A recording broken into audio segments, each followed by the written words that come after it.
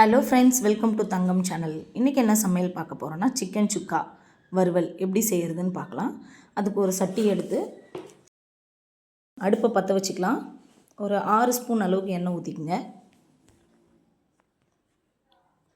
எண்ணெய் காஞ்சதுக்கப்புறம் 2 துண்டு பட்டை, 2 ஏலக்காய், ஒரு 4 கிராம்பு சேர்த்துக்குங்க. 1 ஸ்பூன் அளவுக்கு சோம்பு சேர்த்துக்கலாம். இது நல்லா வறுபட்டதுக்கப்புறம் வெங்காயம் சேர்த்துக்கலாம். ஒரு 5 வெங்காயத்தை சின்ன சின்னதாக கட் பண்ணி வச்சுருக்கேன். இது நல்லா பொன்னிறமாக மாறணும். அப்போ தான் இந்த சிக்கன் சுக்கா வறுவல் ரொம்ப டேஸ்ட்டாக இருக்கும். இப்போ பாருங்கள், கலர் மாறி இருக்குது. இப்போ 3 பச்சை மிளகாய் சேர்த்துக்கலாம். இன்னும் கூட கலர் நல்லா மாறணும். இப்போ பாருங்கள், கொஞ்சம் பொன்னிறமாக வந்திருக்கு.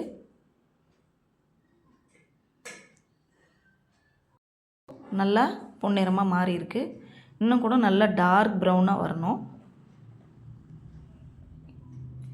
நல்லா பொன்னிறமாக வந்துடுச்சு. 2.5 ஸ்பூன் அளவுக்கு இஞ்சி பூண்டு பேஸ்ட் நான் சேர்த்துக்கிறேன்.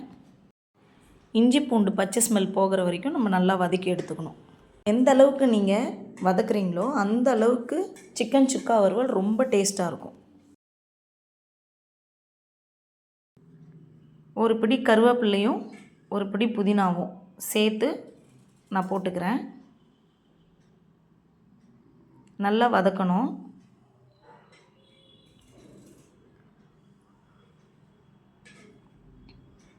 ரெண்டு ஸ்பூன் அளவுக்கு நான் மல்லித்தூள் சேர்க்குறேன். திரும்பவும் நல்லா கைவிடாமல் கிளறிட்டே இருங்க. ஒரு 1/2 ஸ்பூன் அளவுக்கு மஞ்சள் தூள், குழம்பு மிளகாய் தூள் ஒரு 2 ஸ்பூன் அளவுக்கு சேர்க்குறேன். உங்கள் காரத்துக்கு ஏற்ற மாதிரி நீங்கள் சேர்த்துக்குங்க.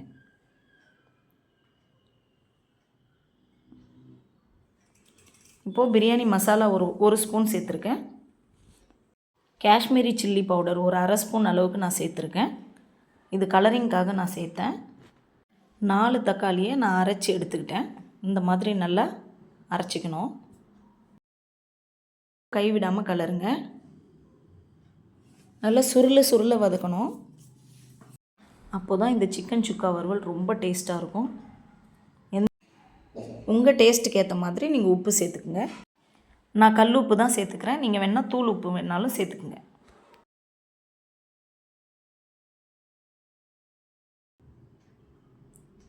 இப்போது எண்ணெய் பிரிஞ்சு மேலே வந்துடுச்சு. இப்போ நம்ம சிக்கனை சேர்த்துக்கலாம். நான் ஒரு 3/4 கிலோ சிக்கன் எடுத்துக்கிறேன். இந்த மசாலாலேயே நல்லா வதக்கணும். நடுவில் கொஞ்சம் கிளறிட்டே இருங்க.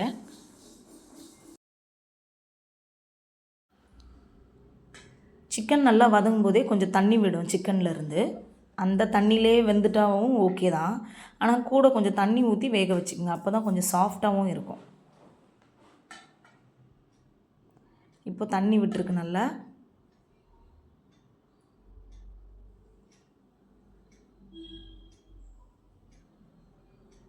இப்போ பாருங்கள், சிக்கன்லேருந்து தண்ணி வெளியில் வந்திருக்கு.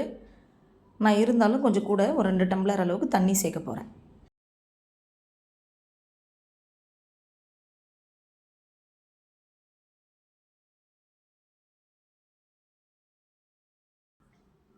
இப்போ ஒரு மூடி போட்டு மூடிடலாம்.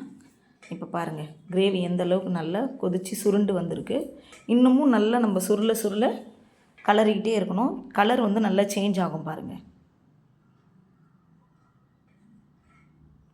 நான் சட்டியில் செய்கிறதுனால சிக்கன் நல்லா வெந்துடும். கைவிடாமல் கலரிகிட்டே இருங்க. ரொம்ப ட்ரை ஆனதுக்கப்புறம் நம்ம இறக்கிடலாம். ரொம்ப டேஸ்ட்டாக இருக்கும். நீங்களும் ட்ரை பண்ணி பார்த்துட்டு எப்படி இருக்குன்னு கமெண்ட் பண்ணுங்கள்.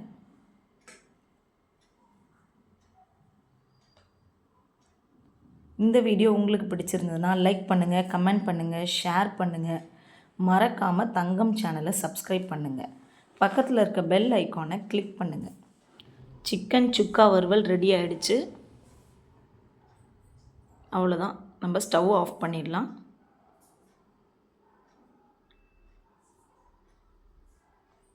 Thank you.